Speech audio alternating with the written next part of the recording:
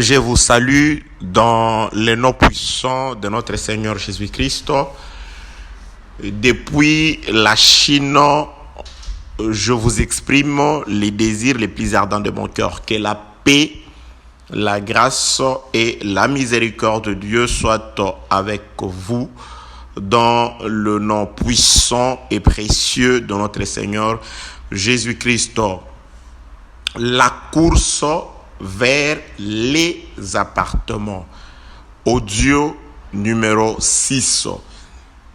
Sans plus tarder, passons à la lecture. Nous allons lire les Saintes Écritures. Je suis avec le frère Salomon dans son livre ou dans ses cantiques, selon qu'il est écrit dans le livre des cantiques chapitre 1er, le premier verset, le cantique des cantiques qui est de Salomon. Voilà. Aujourd'hui, je vais commencer par la version comme d'habitude. Donc, nous allons lire Cantique des Cantiques, chapitre 1er, le verset 4. Commençons avec, je dirais, notre lecture avec la version Louis II. Que dit Louis II? Entraîne-moi après toi. Je répète le chapitre, le livre ainsi que le verset. C'est très important, bien-aimés dans les Seigneurs. Cantique des Cantiques, chapitre 1er, le verset 4e, il est écrit « Entraîne-moi après toi ». Là, c'est la femme de Salomon qui parle à son mari et qui parle de son mari. « Entraîne-moi après toi. Nous courons. Le roi m'introduit dans ses appartements. Nous nous égayerons. Nous nous réjouirons à cause de ton nom. Nous célébrerons ton amour plus que le vin. C'est avec raison que l'on t'aime, bien-aimé dans le Seigneur, que la paix, la grâce, la miséricorde, l'assistance divine, que Dieu puisse une fois de plus éclairer les yeux de vos cœurs afin que vous puissiez vous rendre compte, vous puissiez voir quelle est la gloire de Dieu qui s'attache à cette mission divine que nous avons reçue de Dieu. Cette mission de pouvoir apporter la lumière. Cette mission de pouvoir vous entraîner hors de l'incrédulité, hors de la mondanité, loin de tout ce qui est terrestre, charnel.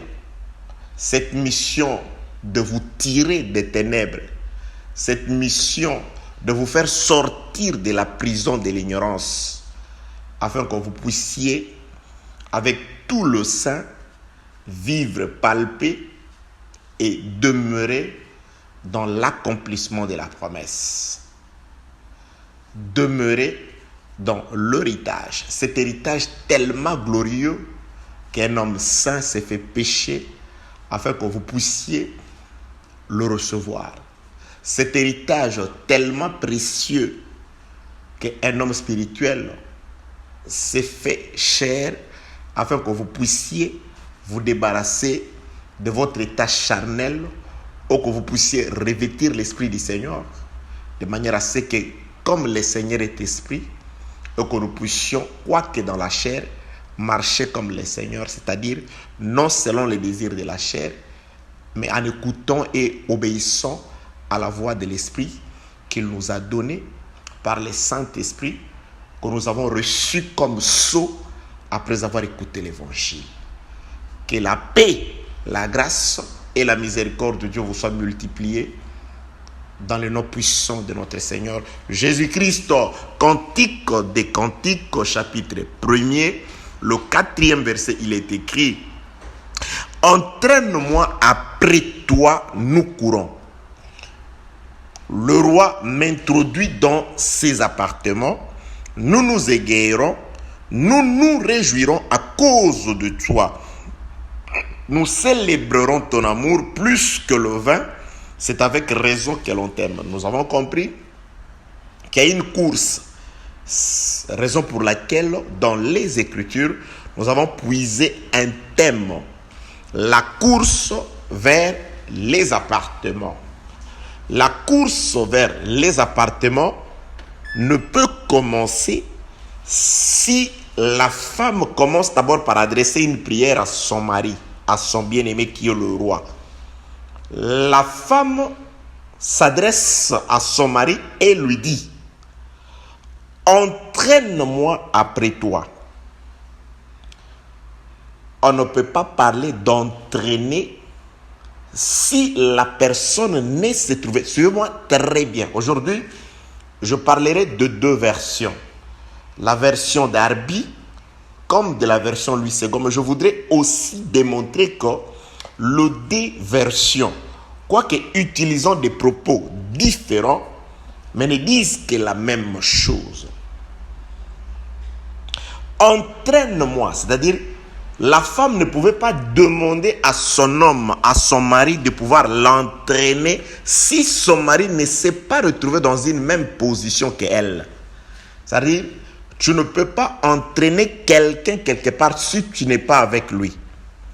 Donc la femme démontre que dans sa position de faiblesse, l'homme était avec elle, c'est-à-dire son mari l'a rejoint là où elle était.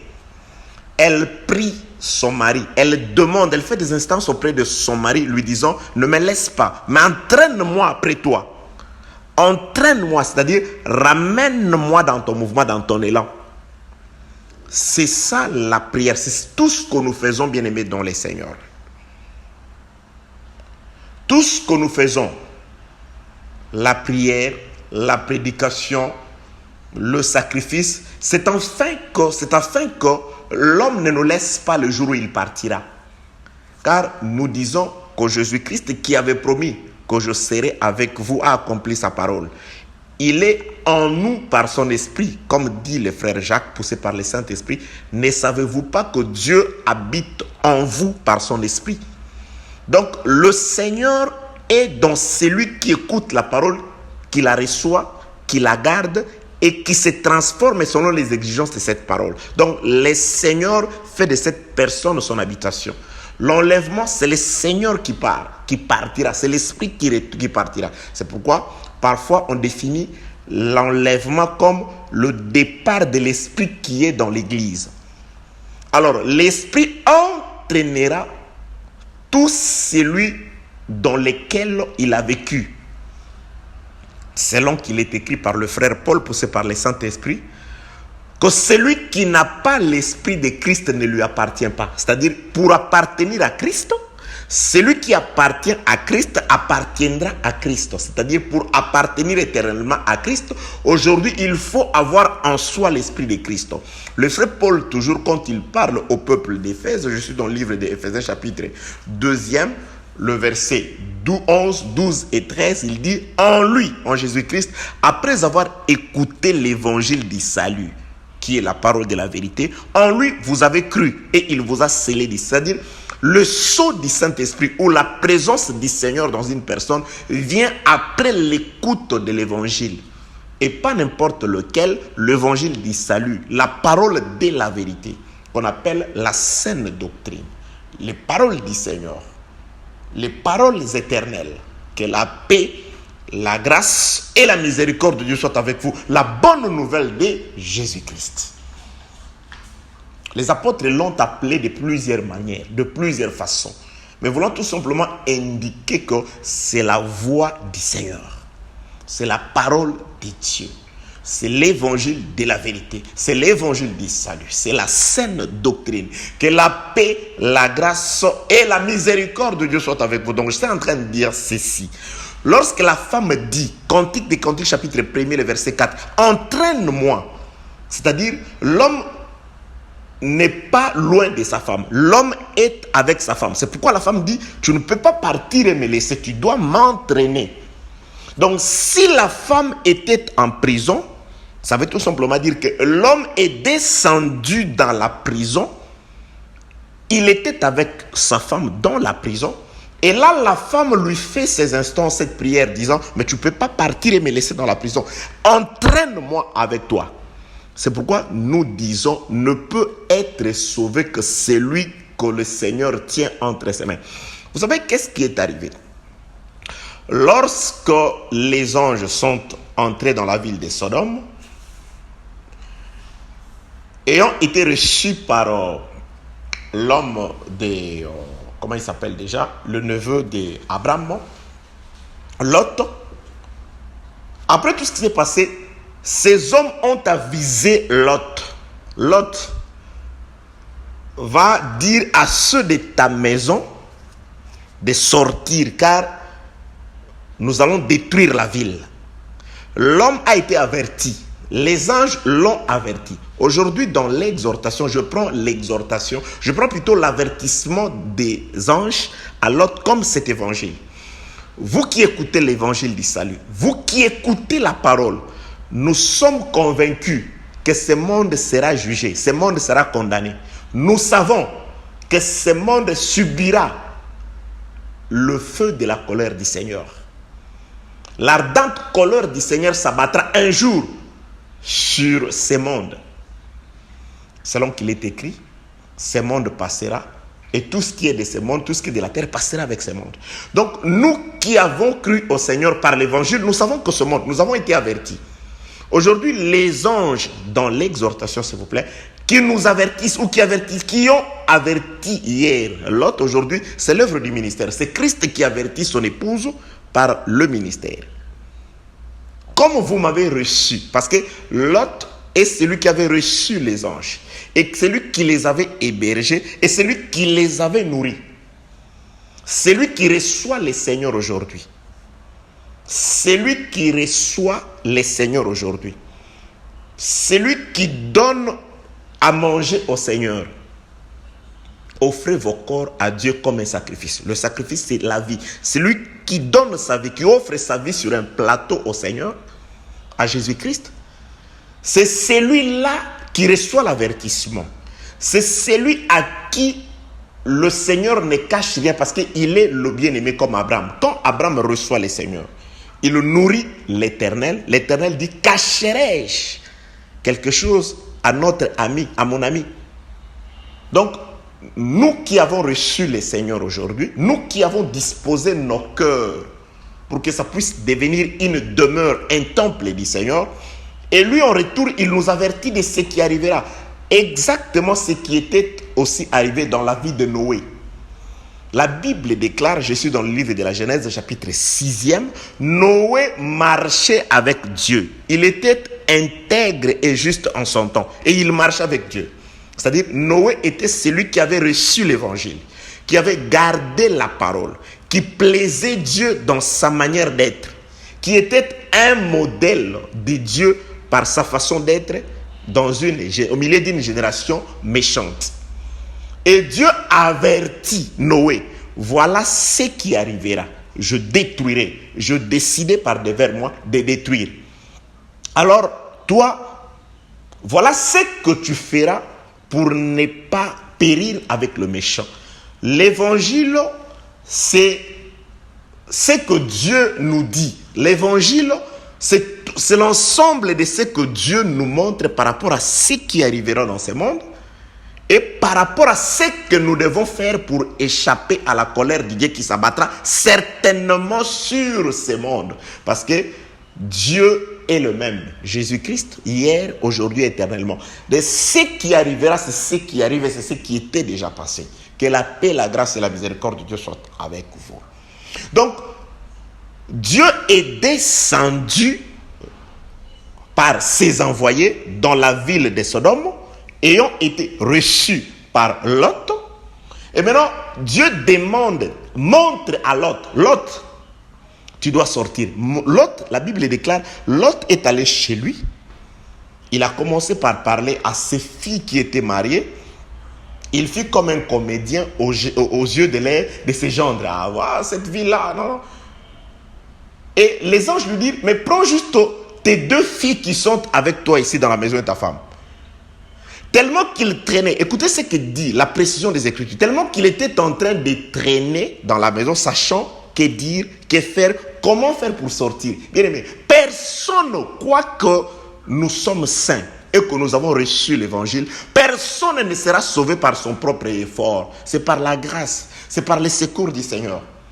La Bible déclare Lot qui avait reçu l'évangile, c'est-à-dire la bonne nouvelle ou les envoyés de Dieu, les deux anges, il les a reçus, il les a hébergés. Il était même prêt à offrir ses filles pour protéger ces hommes-là qui étaient ses hôtes à la maison.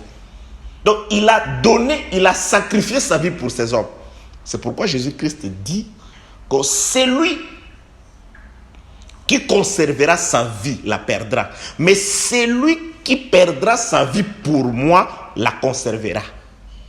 C'est-à-dire celui qui se conserve tel qu'il est. Conserver sa vie, c'est-à-dire vivre sa vie comme le monde dit. Il n'y a qu'une seule vie, il faut la vivre. C'est-à-dire celui qui se livre à toutes les demandes de la chair. Celui qui sert aisément son corps. Celui qui offre à son corps toutes ses demandes et tous ses plaisirs, c'est celui-là qui conserve sa vie. Mais celui qui accepte de perdre sa vie, ses avantages du monde, à cause de Jésus, c'est celui-là qui retrouvera sa vie, qui conservera sa véritable vie pour l'éternité. Que la paix, la grâce et la miséricorde de notre Dieu soient avec vous. Je suis dans « entraîne-moi ». Ce mouvement d'entraîner. Pourquoi la femme dit « entraîne-moi » Elle ne pouvait pas dire « entraîne-moi » si l'homme n'était pas descendu dans la position inférieure dans laquelle se trouvait la femme. C'est-à-dire, Lot était là, ayant été averti, comme étant l'épouse, l'ombre de l'épouse à cette époque, l'ombre d'Israël qui doit sortir de l'Égypte. Lot traînaillait, il ne savait que faire. Bien aimé, si l'esprit ne nous aide pas, personne ne sera sauvé. Que vous soyez pasteur, diacre, apôtre, chantre, je ne sais pas qui, c'est par la grâce. Voyez l'exemple dans l'ombre. Lot a été averti que tu dois sortir. Il a écouté l'évangile, mais il traînaillait, il savait que faire ou que toucher, que dire, jusqu'à ce que les anges, la Bible déclare, les anges l'ont tenu par la main et l'ont fait sortir de la ville. Ce sont les anges qui l'ont entraîné avec eux. Donc, ni était ce mouvement-là. C'est pourquoi on peut dire, Lot est sorti. Mais si vous lisez ce qui est écrit, ils l'ont saisi par la main et ils l'ont fait sortir. C'est-à-dire, Lot et les siens ont été entraînés dans ce mouvement-là. C'est-à-dire, ils pouvaient dire, Lot pouvait dire à ces anges-là, mais je ne sais pas ce que je peux faire, je ne sais pas comment sortir, je ne sais pas quel chemin prendre. Les hommes ayant constaté des difficultés dans la vie de Lot pour se tirer de la ville prête à être détruite, ils l'ont saisi par la main et ils l'ont fait sortir. Ce sont les anges qui ont fait sortir Lot de cette vie-là. Que la paix, la grâce et la miséricorde de notre Dieu soient avec vous. Ce mouvement, entraîne-moi, c'est-à-dire les anges sont descendus dans la ville du péché où était Lot. Ils ont été confondus avec les hommes. À tel enseigne que les hommes les ont confondus avec n'importe qui. Et ils pouvaient dire, hey, fais-nous sortir ces hommes-là, nous allons les connaître. C'est-à-dire, les hommes ne se sont pas rendus compte que c'était des êtres célestes. C'était la présence de l'Éternel. Pourquoi? Parce qu'ils sont devenus comme les hommes. Et quand il est venu sur la terre, Jésus-Christ, il a été frappé, on l'a humilié jusqu'à ce jour. Il y a des gens qui ne savent pas que c'est Dieu qui a revêtu la chair. Il y a des gens, il y a des doctrines qui ne croient pas. Il y a des doctrines qui doutent, qui disent, bon voilà, il est descendu, il a laissé le ciel avec qui? Ces gens-là qui ne savent pas que c'était le ciel qui était sur la terre. Car le salut, c'est le mariage du ciel et de la terre. Parce que lorsque le ciel s'est éloigné de la terre, là je suis dans le livre de Jérémie chapitre 4, verset 18-19, la terre reste informe et vide. La lumière part avec le ciel. Mais si la terre doit recevoir la forme et être remplie, c'est-à-dire de l'esprit, et recevoir la lumière, c'est lorsque le ciel s'approche de la lumière. Donc Jésus-Christ, c'était le ciel qui est descendu. C'est pourquoi il disait, le Fils de l'homme qui est dans le ciel, l'esprit qui est en moi. Que la paix, la grâce et la miséricorde de notre Dieu soient avec vous. Entraîne-moi. Donc, les anges ont entraîné Lot. Ils ont fait sortir Lot. Ils ont tiré Lot Mais dans leur élan, dans leur mouvement, parce que l'autre seul ne pouvait pas. C'est pourquoi l'enlèvement, c'est l'esprit qui est en nous, qui nous entraînera, qui nous fera partir. Parce qu'il est impossible à un homme de pouvoir vaincre la pesanteur sur la terre. Donc, cet esprit doit nous faire subir d'abord la transformation pour nous donner un corps qui résiste, un corps qui a le pouvoir sur la pesanteur, cette force qu'a la terre de pouvoir ramener toutes choses en elle, sur la terre. C'est pourquoi la femme dit, Cantique des Cantiques, chapitre 1, le verset 4, « Entraîne-moi après toi ». C'est-à-dire, les anges doivent saisir l'autre par la main et le faire sortir. C'est ça aussi les saluts. C'est pourquoi Jésus-Christ dit, lorsque un âne ou un bœuf tombe, les propriétaires doivent descendre pour le faire sortir de là. Ah, voilà, Ecclésiaste. Laissez-moi lire Ecclésiaste, chapitre 4e. Ecclésiaste, chapitre 4e. Laissez-moi chercher Ecclésiaste, chapitre 4e. Je cherche les versets. Je commence au 9e verset. Je suis dans entraîne-moi. Je veux juste montrer aux saints, frères et sœurs amoureux de l'évangile, de la parole, du salut, de l'évangile, de la vérité, qui met en vous un sceau. Et les sceaux grâce auxquels il pourra vous entraîner. Il va nous entraîner dans son élan, dans son mouvement. Parce que le Seigneur est au milieu de vous par la parole. Le Seigneur est dans l'église à travers la parole. Il est parti, il n'est pas parti. Ok. Il y a un enseignement sur le voyage d'Adam. L'exode d'Adam. Nous avons expliqué ces choses. Je m'en vais. Je suis avec vous. Est-il parti? Préparer une place où il est avec vous. Où la place, c'est à nous qu'il la prépare. Je crois que nous allons, si Dieu permet, nous pourrons aussi frôler ou expliquer ces choses lorsque nous parlerons de l'introduction dans les appartements au pluriel. Que la paix, la grâce et la miséricorde de notre Dieu soient avec vous. Ecclésiaste chapitre 4e, je commence au 9e verset, il est écrit « Deux valent mieux qu'un, parce qu'ils retirent un bon salaire de leur travail. » Qui le paye? Point d'interrogation. Verset 10e. « Car s'il tombe, au pluriel, c'est-à-dire si le deux tombe, l'un relève son compagnon. Mais malheur à celui qui est seul et qui tombe sans avoir un second pour le relever. » C'est-à-dire Adam est heureux. Pourquoi? Parce qu'il n'était que la doublure de l'original. Lorsque la doublure ou la copie est tombée, l'original est venu pour relever le premier qui était terrestre, qui était la copie. Jésus-Christ, c'est l'original.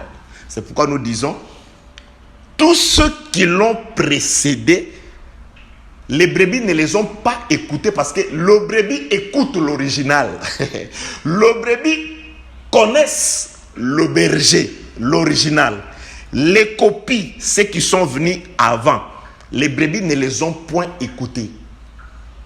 Abraham a parlé, c'était une copie de Christ. Isaac a parlé, c'était une copie de Christ. Moïse a parlé, c'était une copie. Il dit, Dieu vous suscitera un prophète comme moi. En réalité, vous pouvez dire, beaucoup plus puissant que moi. Écoutez-les. Il n'était qu'une copie. Il n'était qu'un reflet. C'est-à-dire, tous ceux qui l'ont précédé, c'était des reflets. C'est pourquoi nous ne les avons pas écoutés. Et la Bible dit, si vous vous attachez à cela, aux copies, aux reflets, un voile est jeté sur vos cœurs. Ces voiles s'enlèvent dans l'original. Si vous écoutez l'évangile, c'est pourquoi l'évangile, c'est la parole de l'original. Et quand l'original vint, lui, il dit, en vérité, je vous l'ai dit. Tandis que les copies disaient, ainsi dit l'original, c'est-à-dire ainsi dit l'Éternel, que la paix, la grâce et la miséricorde de notre Dieu soient avec vous. J'aime l'évangile, la parole du Seigneur. Ok. Deux valent mieux qu'un. Verset 10. Je m'excuse. Car s'il tombe, l'un relève son compagnon. C'est-à-dire, avant qu'il y ait relèvement, les deux doivent tomber. C'est-à-dire, aussi longtemps que l'original n'était pas encore tombé, la copie restait toujours à terre. C'est pourquoi nous disons ceci. Voilà l'importance pour laquelle il fallait que l'original, Jésus-Christ, tombe. Parce que déjà, poussé par le Saint-Esprit, une copie dans la personne de Salomon avait déjà dit, deux valent mieux qu'un. Si les deux tombent, pas si l'un tombe, l'autre vers... Non. Ils doivent tous se retrouver dans une même position. Si les deux tombent, l'un qui en soi était tombé juste pour devenir comme le premier, afin de pouvoir entraîner le premier, entraîner la copie, entraîner le prédécesseur avec lui. Adam est tombé, c'est-à-dire l'humanité est tombée.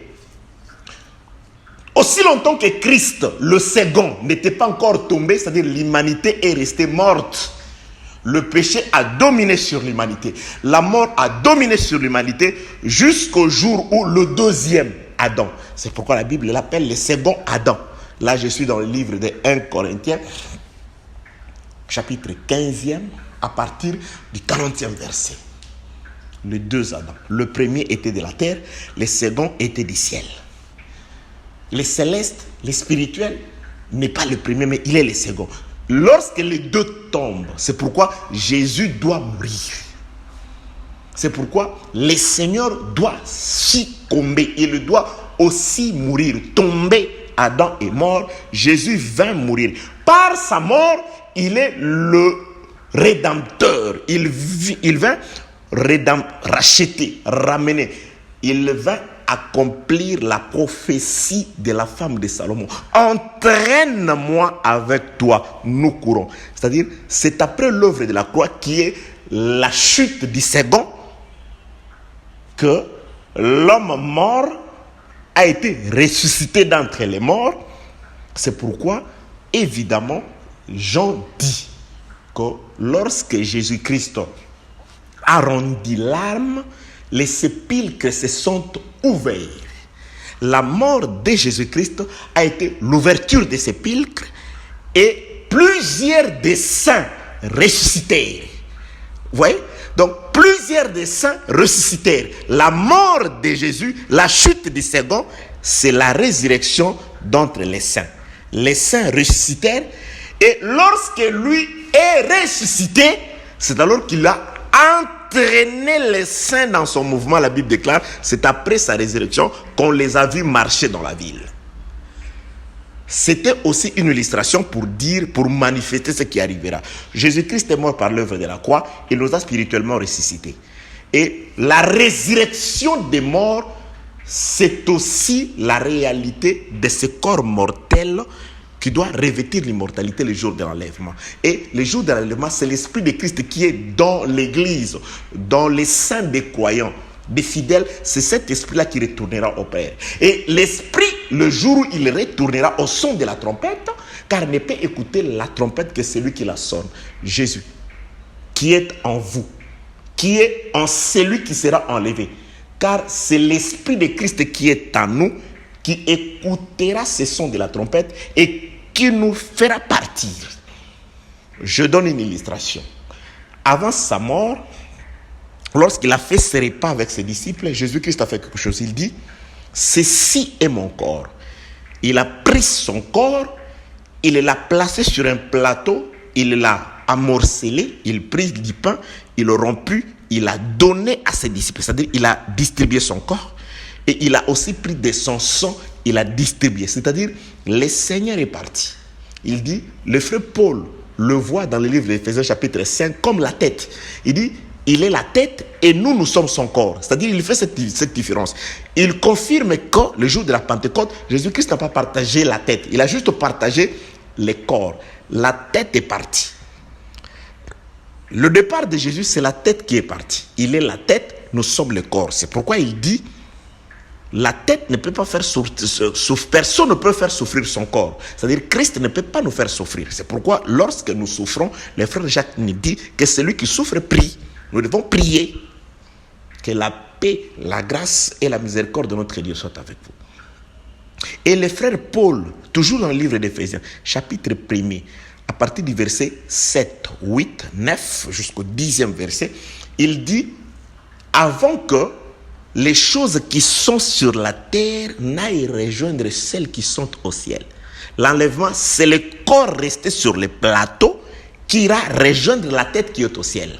C'est ça, ce sera le mariage du corps et de la tête. C'est ça l'enlèvement. C'est le corps qui ira rejoindre la tête afin que les deux fassent réellement un. C'est ça le vrai mariage.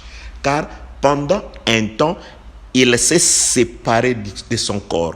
Il a laissé le corps sur la terre et la tête regarde et veille sur le corps. Tous les corps solidement attachés tirent les ordres de la tête. C'est pourquoi dans l'église du Seigneur, il n'y a pas deux têtes. Ce n'est pas un dragon où il y a une tête au ciel, une autre tête sur la terre. Non. Même le ministre, nous ne sommes pas la tête. Nous sommes de ceux qui communiquent au corps les décisions de la tête. Que la paix, la grâce et la miséricorde de notre Dieu soient avec vous. Moïse n'était pas le conducteur du peuple d'Israël.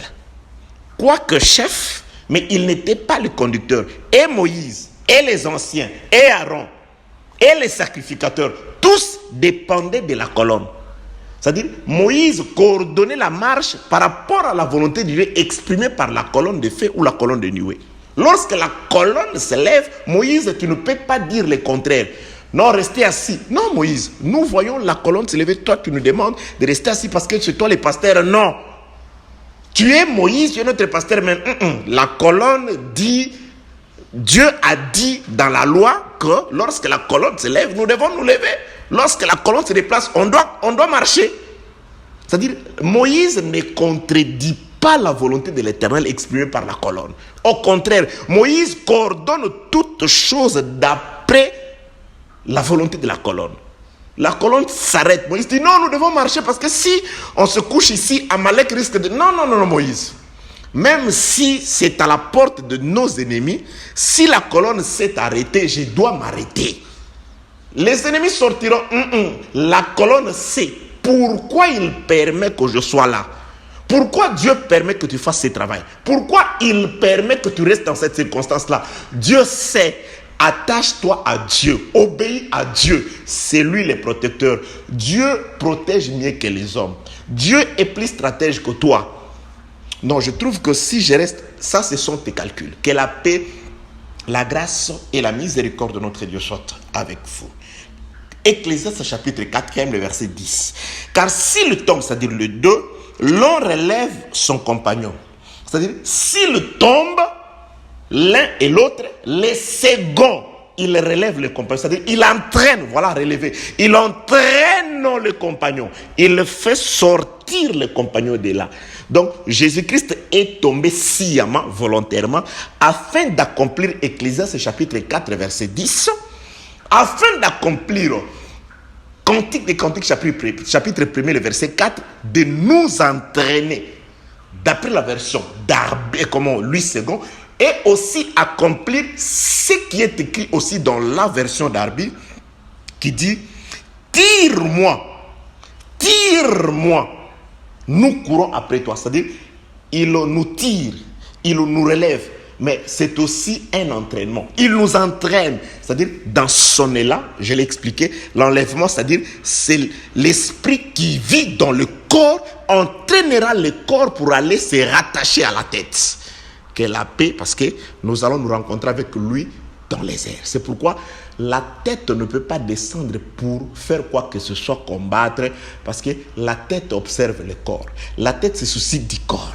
Il protège le corps. Il fait tout pour le corps. Que la paix, la grâce et la miséricorde de notre Dieu soient avec vous. Entraîne-moi, amène-moi, conduis-moi dans cet élan-là. Fais-moi partir. Tire-moi. Voilà, bien-aimé, dans les Seigneurs. Je vais poursuivre dans cette optique-là, d'entraîne-moi, de tire-moi. J'avais dit ceci. Le plan de ces passages des Écritures c'est fait de cette façon. Normalement, la femme vise les appartements. Mais poussée par le Saint-Esprit, elle présente les plans de cette façon. Je suis prisonnière. Commence d'abord, mon mari, commence d'abord par me tirer de là. C'est pourquoi nous avons dit ceci.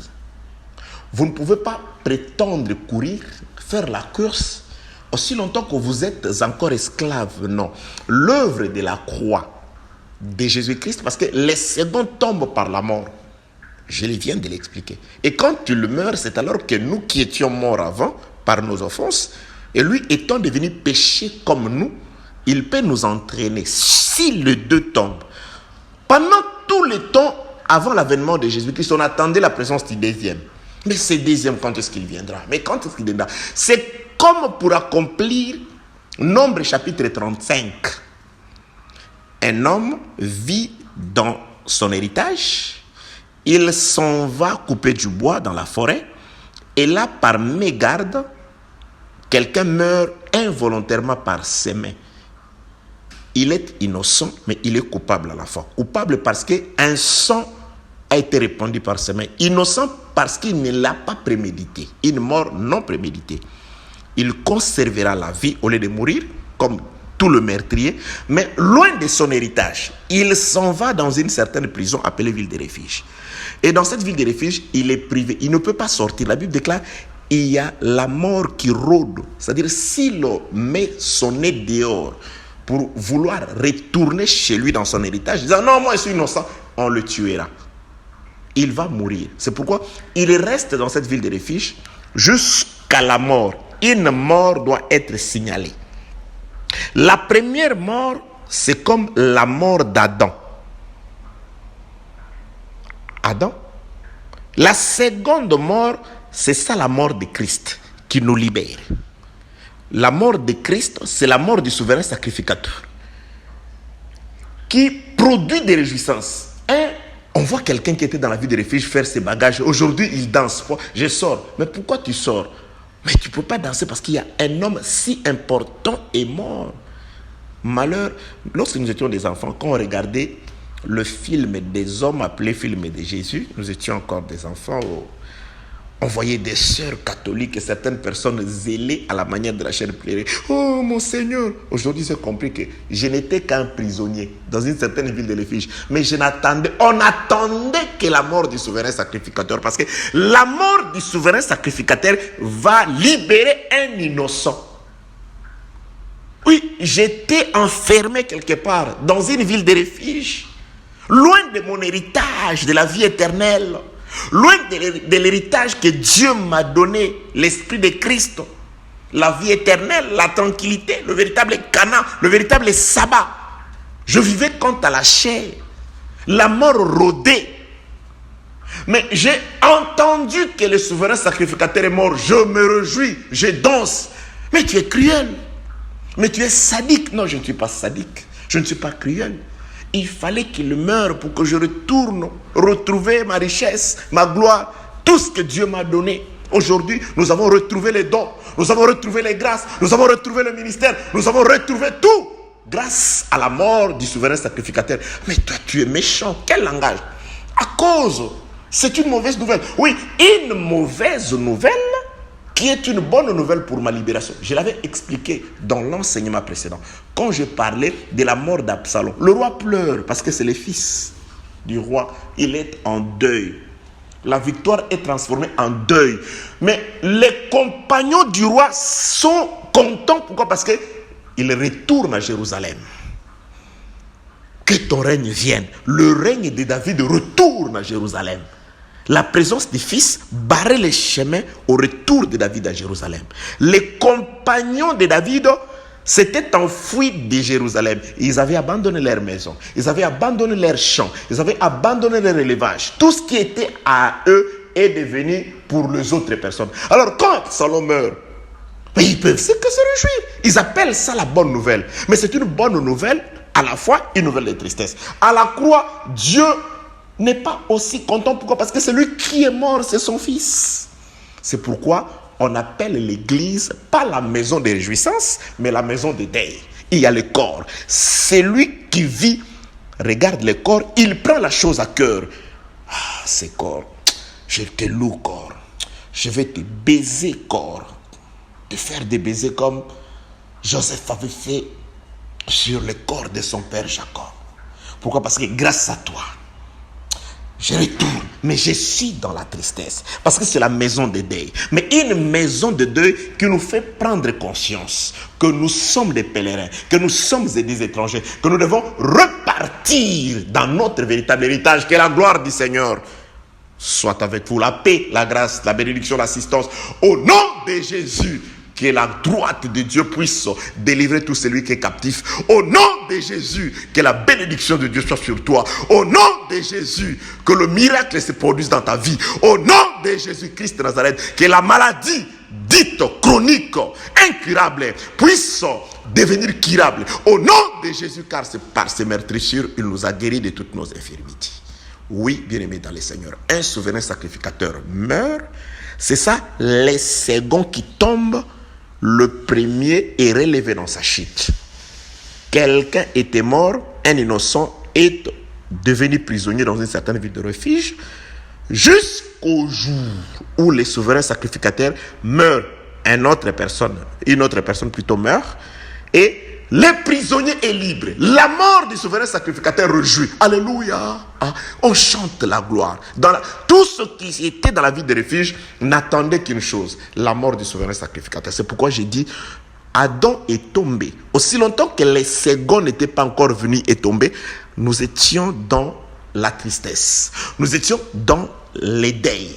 Nous étions dans les lamentations. Pourquoi? Parce que les ténèbres dominaient sur nous. La mort dominait sur nous. Les jugements étaient sur nous. Et quand il est venu, il nous a donné l'évangile. Nous sommes passés du jugement, de la condamnation à la vie. Gloire soit rendue à Dieu par Jésus-Christ.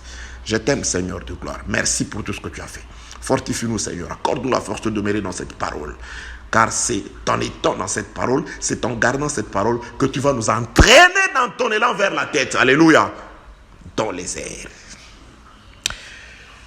Que la paix, la grâce et la miséricorde de notre Dieu soient avec nous. On vérifie les temps. Bien-aimés dans le Seigneur, écoutez ce que nous disons. Entraîne-moi. L'homme doit entraîner sa femme. C'est la femme qui fait cette demande à l'homme. Darby dit quelque chose. Tire-moi. C'est de là que nous sommes allés voir les psalmistes. David dit, il chante, il dit, psaume chapitre 142, dans certaines versions, c'est le verset 7. Dans d'autres versions, c'est le verset 8. Psaume 142, verset 7 ou 8, ça dépend des versions. Il dit quelque chose comme « Tire mon âme de sa prison ». Ah voilà, c'est-à-dire la femme était prisonnière. C'est ce que j'ai dit dans la ville des refuges. Nous étions prisonniers d'entre les morts.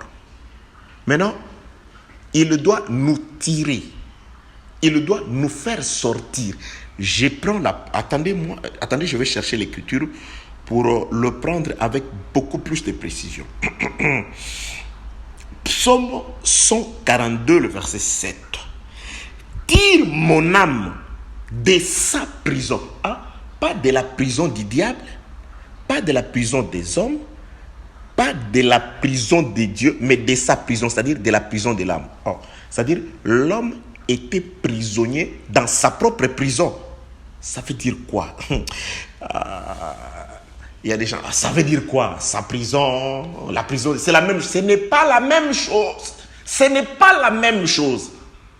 Ce n'est pas que la paix, la grâce et la miséricorde de Dieu soient avec vous. Ce n'est pas la même chose. Il y a beaucoup de choses à dire ici. Rien que par cette différence, sa prison. Il y a des choses agréables à dire ici. Oui. Donc, les psalmistes, ce n'est pas une erreur de traduction. Comment quelqu'un peut être dans sa propre prison? Oui, chez Dieu.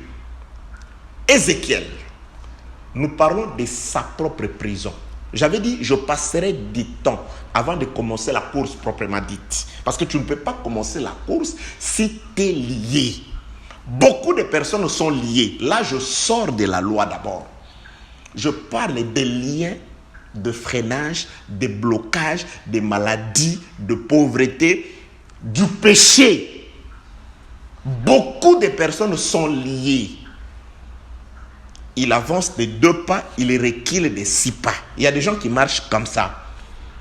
Soit il avance de 4 pas, il recule de 4 pas. C'est-à-dire, ils font des marches sur place. Il y a des gens qui avancent de 2 pas, qui reculent de 4 pas. Il peut revenir à l'église, il fait 2 mois. Il est très fervent. Il est présent dans toutes les prières. Le 3e mois, il va retourner dans la mondanité jusqu'à ce qu'il va prendre les bombés. Il y a une drogue qui est à Kinshasa là-bas. Si vous la prenez, on voit des gens dormir debout. C'est-à-dire, il va reculer jusqu'à aller consommer les chanvres. Il va reculer, c'est-à-dire, il avait avancé de 2 pas, il recule de 4 pas. Il fait cette marche. Je ne sais pas si vous avancez ou vous n'avancez pas. Il y a des gens qui sont à l'église, mais qui ne reculent plus qu'ils n'avancent. Vous voyez l'expression? Vous avancez de 2 pas, mais vous reculez de 4 pas. Après, vous avancez encore de 2 pas, mais vous reculez de 4 pas. Vous ne voyez pas que vous faites une marche en arrière? Vous reculez? C'est-à-dire, vous étiez là à l'église, peut-être votre péché, c'était juste des insultes, la bagarre. Mais après 2 mois, quand vous fouillez l'église, c'est pour aller dans la prostitution. C'est pour aller dans la drogue, dans la débauche, dans l'escroquerie, dans les mensonges. Et il y a de ces gens, il va encore revenir 1 semaine. Après, il recule encore. Il revient, il recule encore. C'est pourquoi j'ai dit de respecter ce que les Écritures disent. Tire-moi, entraîne-moi. On doit d'abord t'entraîner. On doit d'abord te faire sortir de ces liens, de cette prison. Et les Écritures disent, le psalmiste dit ceci, psaume 142, le verset 7 au 8, d'après les versions. Tire mon âme de sa prison. La prison de qui? La prison de l'âme. C'est-à-dire, parfois l'homme est esclave dans sa propre prison. C'est-à-dire, la prison dans laquelle il se trouve, ce n'est pas d'abord la prison du gouvernement, ce n'est pas la prison des tantes et oncles ou des sorciers de ton quartier, de ta rue. Non, voilà, dans cette avenue, dans notre quartier où nous avons grandi, les gens ne progressent pas. Non, toi, tu es esclave de ta propre prison. Laisse les démons dehors. Ils sont là en train d'agir. Mais la prison dans laquelle tu vis, je te le démontre aujourd'hui, c'est ta propre prison. Ce n'est pas en vain que l'Écriture dit ça. On demande à Joseph de pouvoir expliquer les songes de Salomon, des pharaons. Il dit, comme la chose s'est reprise 2 fois, c'est qu'elle s'accomplira vraiment. En quelque sorte, il a juste paraphrasé Moïse, quand Moïse dit, un fait ne peut être établi que sur la déposition de 2 ou de 3 témoins. C'est-à-dire, si un fait est établi, s'il y a 2 témoins, c'est que l'effet est vraiment vrai. C'est pourquoi Dieu, pour certifier ce qui allait arriver sur le territoire égyptien, il a donné au roi Pharaon un seul songe, mais 2 fois. Comme la chose s'est répétée 2 fois, c'est pourquoi j'ai dit, il faut voir les yeux pour voir que ce que Joseph dit, ou ce que Moïse a dit plus tard, il l'a écouté de Dieu par Joseph. Joseph dit déjà qu'il faut 2 témoins. Dieu certifie que la chose s'accomplira du fait qu'il a fait que les songes soient répétés 2 fois. Il a dit sous forme de bœuf, il a encore répété sous forme des épis. Mais il a dit la même chose 2 fois. Ce qui signifie que la chose s'accomplira. Les psalmistes disent ceci. Tire mon âme de sa prison, c'est-à-dire de la prison de l'âme. Cette prison-là qu'il a créée, c'est l'âme. C'est-à-dire c'est David. Qui avait la clé? C'est David. Tu as des problèmes. Les choses ne marchent pas. Tu vas aller chercher un oncle au village. Non, réunion de famille, ça ne va pas, papa, qu'est-ce qui ne va pas? Il n'a pas la clé. C'est ta prison. C'est toi qui as la clé. Là, je te dis, c'est toi qui as la clé. Tu dois bouger. Tu dois faire quelque chose. Tu dois chercher la clé. Tire mon âme de sa prison. L'âme de l'homme, c'est l'homme.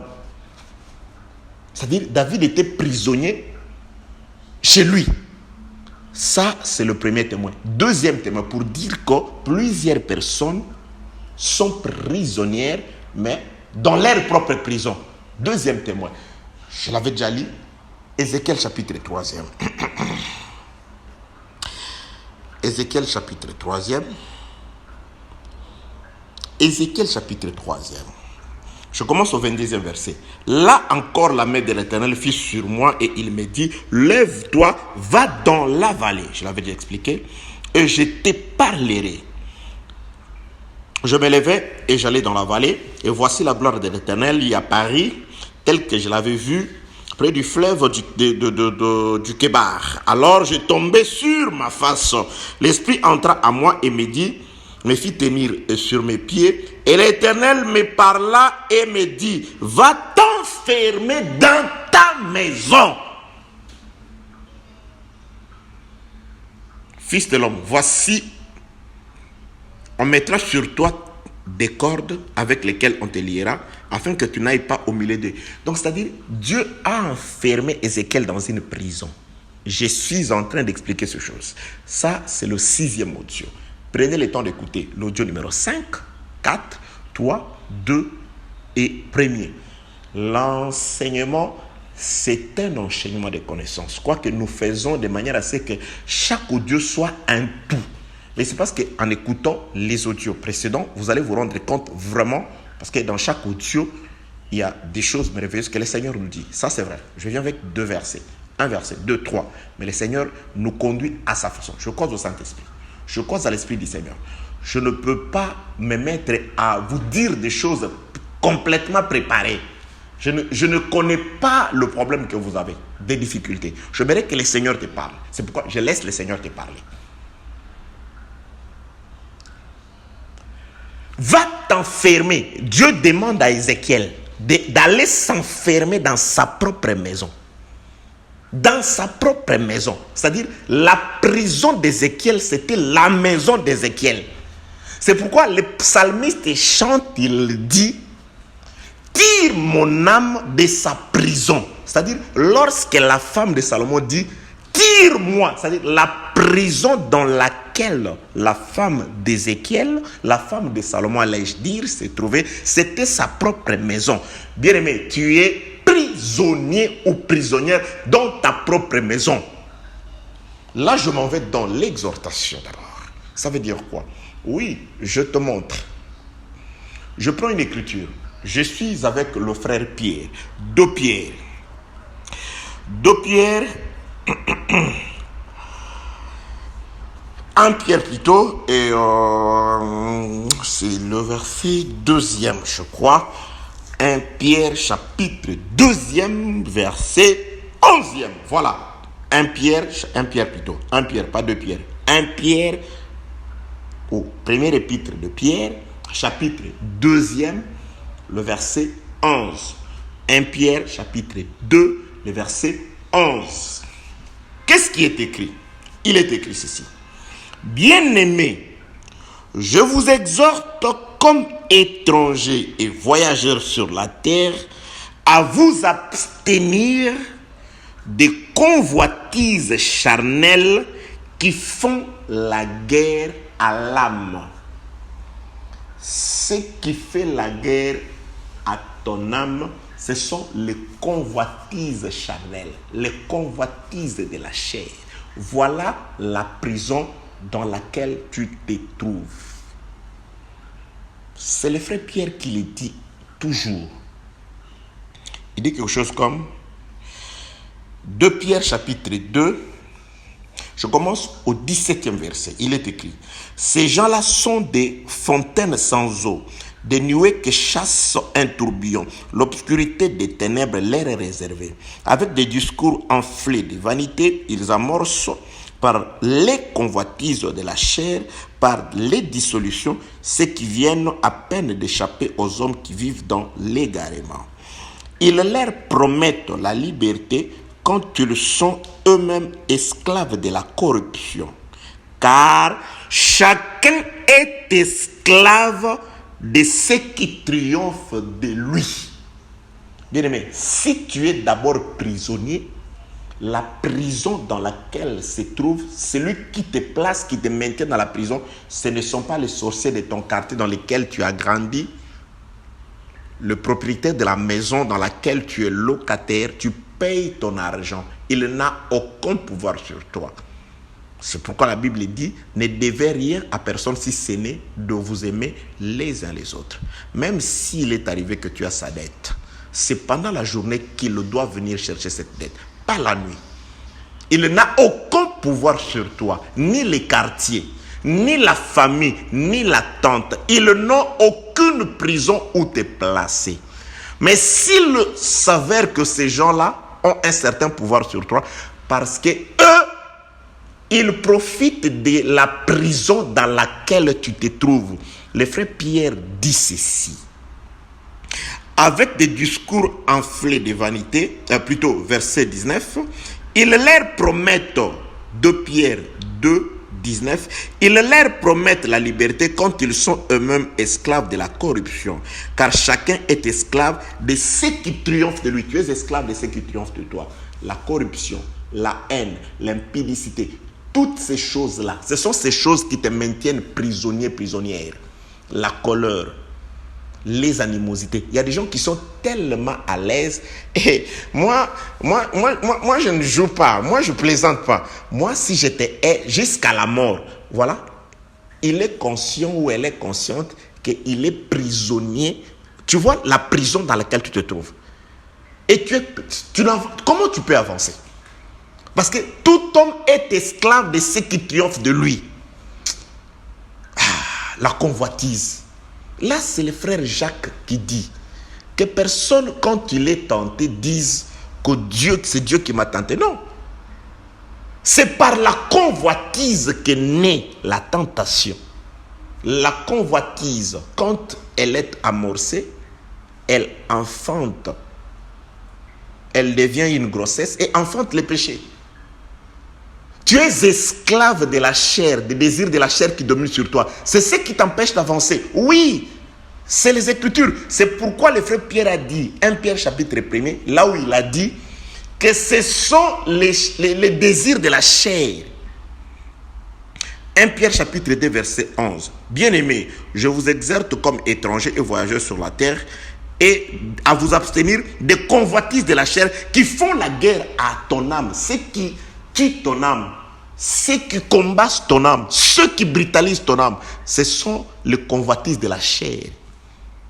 C'est ça la prison, la forteresse dans laquelle tu es. Tout homme est esclave de ce qui triomphe de lui. Je ne sais pas, je peux prendre la décision de laisser de fumer, mais après un temps, je me retrouve encore. Je prends la décision de ne plus aller voir les prostituées. Après un temps, je me retrouve encore dans ce... je ne sais pas ce que c'est. Qui me délivrera de ce corps du péché? Pose-toi la question comme le frère Paul dans le livre de Romains chapitre 7e. Et la réponse c'est Romains chapitre 8e, verset 1 et 2. Gloire soit rendue à notre Seigneur Jésus-Christ. Point de condamnation pour ceux qui sont à Jésus-Christ. Va voir les serviteurs de Dieu, ils vont prier pour toi. Ou prends la décision tout en t'appuyant dans la prière. Tu es esclave de ce qui triomphe de toi. Tu ne peux pas commencer la course si tu ne cours pas. Comment peux-tu te positionner derrière l'homme? Et si tu ne te positionnes pas derrière l'homme dans la course, comment peux-tu prétendre entrer dans les appartements? Comment peux-tu prétendre vivre les réjouissances? Car les réjouissances, c'est dans les appartements que ça se passe. Cantique des Cantiques, chapitre 1er, verset 4. Tire-moi, entraîne-moi, après toi nous courons. Le roi m'introduit dans ses appartements. D'abord, tu dois sortir de quoi? De l'esclavage, de la prison. Et ta prison, c'est quoi? La clé, tu l'as. C'est ce qui triomphe de toi. Ce sont les convoitises de la chair dans laquelle tu vis. Tu en vis beaucoup. Tu ne peux pas, il y a même de pasteurs. Lorsqu'il voit un frère venir à l'église, entrer dans l'église avec une chaussure, lui déjà voit, frère, cette chaussure-là est très jolie pour l'homme de Dieu. Il commence à te suivre jusqu'à ce que, pour lui, c'est lui qui peut porter la belle chaussure sur toi, c'est lui. Frère, cette chemise-là, ça c'est la convoitise, pasteur. C'est la convoitise. Il ne veut rien voir de joli, d'agréable dans la vie, dans le corps d'un frère. Là, il fait valoir le ministère comme si le ministère était une mendicité. C'est la convoitise de la chair. On peut dire, ah, cette chaussure-là, elle est jolie. Où est-ce que tu l'as achetée? Non, lui, frère, tu ne peux pas ramener cette chaussure-là. Ça, c'est les chaussures ministérielles. Ça, c'est une paire de chaussures ministérielles, ça. Tu me vois avec cette chaussure-là. Les frères te donnent avec rancœur. Comment sera-t-il béni? Parce qu'il n'a pas préparé ça. Dieu aime celui qui donne avec joie. Mais tu es tellement... Il y a même des frères de l'église qui ont honte ou qui ont peur de pouvoir te ramener chez lui à la maison. Parce qu'il suffit... Frère, toi, chez toi, tu achètes une nouvelle télé, tu laisses... Hein? Où est l'ancienne télé? Hein? Non! La convoitise. Abstenez-vous des convoitises de la chair. Ça fait la guerre à l'âme. Tout homme est esclave de ce qui triomphe de lui. La corruption, la convoitise, l'impudicité, l'adultère, la colère, la haine, les rancœurs, les animosités, je ne sais pas. Dans quoi tu te retrouves? Prends le temps de pouvoir prier. Prends le temps de pouvoir t'approcher du Seigneur. Car la femme dit, tire-moi, entraîne-moi. Le second est venu tomber afin de pouvoir nous relever. De quoi? Des désirs de la chair d'abord. Bien aimé, nous devons d'abord vaincre la chair. Parce que le frère Paul dit, c'est une guerre. Les désirs, les convoitises charnelles qui font la guerre à l'âme. La guerre contre Amalek à perpétuité, c'est par rapport à la chair. C'est pourquoi j'avais dit, il dit, tire mon âme de sa prison. Ta prison, c'est ton propre corps. Ce sont des désirs de la chair qui sont en toi, ces désirs qui te maintiennent captif. Ces désirs qui t'ont vaincu parce qu'ils t'ont fait la guerre et ils t'ont vaincu. Ils t'ont maîtrisé. C'est pourquoi tu fais 2 pas devant, 4 pas en arrière. Tu avances de 6 pas, tu recules de 10 pas. Tu avances de 5 pas, tu recules de 15 pas. Pourquoi? Parce que tu es esclave de la convoitise. Tu es esclave de l'impudicité. Tu es esclave, je ne sais pas, des animosités, de tous ces désirs de la chair, de toutes ces convoitises de la chair. Tu n'aimes pas entendre que l'autre est béni. Tu n'aimes pas écouter. Il y a un homme de Dieu qui m'avait un jour prodigué un conseil. Il m'a dit, on ne demande pas parce qu'on a vu. C'est-à-dire, il y a des gens, il suffit juste que tu retires de ta poche 3 billets, je ne sais pas, de là où 3 billets de monnaie. Il veut, ah, frère, donne-moi. Mais c'est pas comme ça, ça se passe pas comme ça. Ce n'est pas ça. Que la paix, la grâce, la miséricorde de Dieu soient avec nous. Je rentre pour dire, Ézéchiel, on lui demande, après qu'on l'ait trouvé dans la vallée, la prison dans laquelle on le ramène, c'est sa propre maison. Et la femme réplique disant, tire-moi. Tire mon âme. Le psalmiste dit, tire mon âme de sa prison, de la prison de l'âme. Ton corps est la prison dans laquelle tu es. C'est pourquoi le frère Paul, c'est là où je vais finir, il parle du corps. Écoutez ce qu'il dit. Il dit que tu as la clé. Tu as la clé. La parole est là. Le Saint-Esprit est là. La prédestination est là. Mais dans les temps, Dieu te donne la clé de sortir de cette prison ou d'accepter de rester dans cette prison. Oui, quand cette envie te vient de pouvoir faire ce que tu sais que ce n'est pas bien, que tu ne peux pas le faire aux yeux, au-dessus de tout le monde, tu profites de l'absence des gens, tu profites de l'obscurité.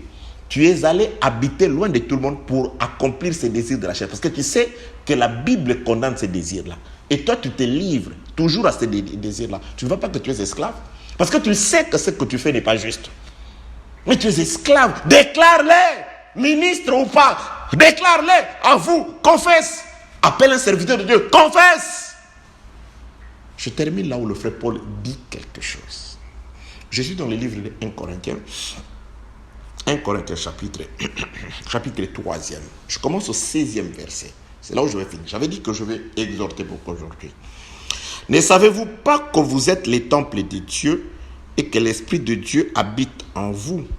Verset 17. Si quelqu'un détruit les temples, Dieu le détruira car le temple de Dieu est saint. C'est ce que vous êtes. Je saute 1 Corinthiens chapitre 6 verset 19. Ne savez-vous pas que votre corps est le temple du Saint-Esprit qui est en vous, que vous avez reçu de Dieu et que vous ne vous appartenez point à vous-même. Bien-aimé, tu es locataire dans un temple qui est le temple du Seigneur. Et le Seigneur te dit ceci. Il t'a donné son église, ton corps qui est son temple. Que tu gères ça, que tu conserves ça. Mais si tu choisis de détruire ce corps, la promesse est qu'il te détruira. C'est-à-dire, ce corps que tu amènes où tu veux, ce corps auquel tu donnes ce que tu veux, ce corps auquel tu fais ce que tu désires, sache qu'il ne t'appartient pas. Oui. 1 Corinthiens chapitre 6, verset 19. Vous ne vous appartenez plus à vous-même. C'est le corps du Seigneur. Tu n'as pas le droit de l'entraîner partout. Tu n'as pas le droit de laisser les démons. Il n'y a pas seulement Dieu qui entraîne. Hein. Il y a aussi les démons qui entraînent. Oui, Luc, je vais rentrer dans Luc chapitre 8, verset 29. Car Jésus commandait à l'esprit impur de sortir de cet homme dont il s'était emparé depuis longtemps. On les gardait liés de chaînes et de fers aux pieds, mais il rompait les liens et il était entraîné par les démons dans le désert. Il n'y a pas seulement l'homme qui entraîne, hein. Il y a les démons qui entraînent. Si tu es possédé par les démons, ils vont aussi t'entraîner, mais dans les déserts, là où il n'y a pas l'eau. Oui, il y a certaines personnes qui n'aiment pas la parole. Ils n'aiment pas l'eau, ils aiment les déserts. Là où il y a des serpents brûlants, ils aiment les déserts. C'est-à-dire quand vous leur présentez la parole, parce qu'un démon, ils peuvent que t'amener dans les déserts. Parce qu'ils savent que dans les déserts, c'est l'absence de l'eau, de la vie, de la parole, de la prière. Quand la prière commence, lui, il présente des prétextes. Quand c'est le jour de la parole, il présente des prétextes. Tu vois par qui tu es commandé, par qui tu es entraîné. La femme dit, entraîne-moi, après toi, nous courons vers le palais royal, vers Canaan, mais toi, il t'entraîne dans les déserts là où il n'y a pas d'eau. Là où il n'y a pas d'eau, ce sont les démons. Ils t'entraînent dans la mauvaise direction parce qu'ils veulent faire de toi esclave vraiment. Parce qu'il n'y a pas l'eau là-bas. Il n'y a rien, il n'y a pas l'eau, il n'y a pas la vie, il n'y a pas la parole, il n'y a pas la prière, il n'y a rien, il n'y a pas la crainte de Dieu. Voilà dans quoi les démons t'entraînent. 1 Corinthiens chapitre 3, verset 16-17 et verset 6, chapitre 6, verset 19. Vous ne vous appartenez pas. Attention, n'entraînez pas ce corps partout où vous voulez. Il n'est pas à toi. La Bible dit, vous ne vous appartenez plus. Ce corps est à Christ. La Bible déclare, le corps de l'homme n'a plus autorité sur son corps. C'est la femme. Oui, il avait pris son corps, il nous l'a donné, il l'a sacrifié pour nous. Il n'a pas eu l'autorité sur son propre corps, mais il l'a sacrifié pour son amour pour nous. Il nous a donné son corps en sacrifice. Et en retour, le frère Paul dit toujours, 1 Corinthiens chapitre 7, que le corps de la femme aussi, la femme n'en a pas autorité, c'est l'homme. C'est pourquoi ton corps ne t'appartient pas. Laisse que le Seigneur te conduise. Laisse que le Seigneur t'oriente d'après les exigences et les orientations de la parole. Pour aujourd'hui, que celui qui a créé les cieux et la terre vous bénisse. Gloire, miséricorde, paix et grâce de Dieu sur vous, dans le nom puissant de notre Seigneur Jésus-Christ. La course vers les appartements. Audio numéro 6. Amen.